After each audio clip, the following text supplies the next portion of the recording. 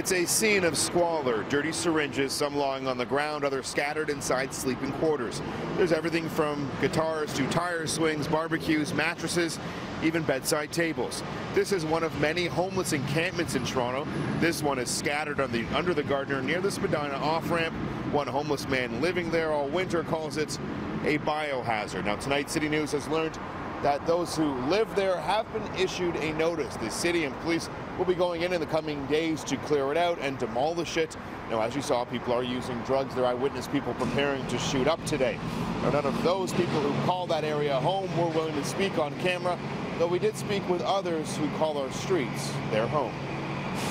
Like, every homeless person isn't a drug addict. Of course, there's a lot, right? There is a big drug problem, but not everyone. Tyler Cardwell is only 18 years old. He's been on the streets for about 3 years already. He says his father is a drug addict, and he doesn't even know his mother. And they're there literally just destroying everything we have, throwing it all around. Cardwell, who doesn't live under the stretch of Gardiner we visited today, says filthy homeless camps give others a bad rap, leading to more and more city sweeps and leaving those who have precious little with absolutely nothing. We can't stop them, and we're trying to. And it's like they're not human. They don't understand. That's all we have. And it's so hard to start again, and they don't care. If it's the police, they slash your stuff up, your tent up and stuff. If it's the town, they're sort of nice. They give you a notice. They give you a 24-hour removal. But it depends who shows up, right? City staff tell me there were 109 homeless encampments in 2015. That number spiked to 131 last year. The site we saw today is a health hazard.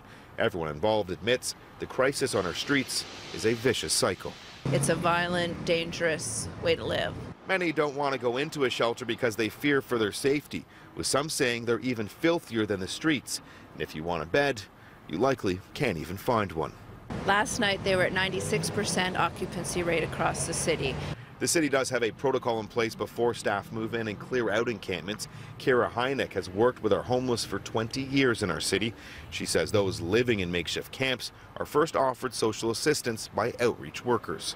The very first response, if it's decided one's needed, is a social services response, which can start with a minimum 2-week notice period, where I know the city folks try to work with people living there to find them more sustainable, healthier, hopefully permanent housing. But for a young teen trying to find his way, he has this message for the powers that be. If I had a bulldozer, would you want me to smash down your condo? You know, and just have you stand there and watch? The crackdown on tent cities comes as Toronto Public Health have just released some alarming figures. As of January, 27 people have already died this year on our streets in Toronto. If that trend continues, it will be the deadliest year for homeless people on record in our city. Now, as for the median age of those dying, it's now just 51.